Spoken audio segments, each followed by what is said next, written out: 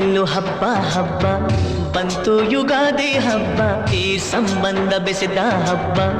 ಕಣ್ತುಂಬು ಪ್ರೀತಿ ಹಬ್ಬ ಬೇವು ಕೂಡ ಸಿಹಿಯಾಯ್ತು ಬೆಲ್ಲ ಬೆಲ್ಲ ಜೇನಾಯ್ತು ಮನೆಯ ತುಂಬ ನಗುವಿನ ತೋರಣ ತೂಗಿತ್ತು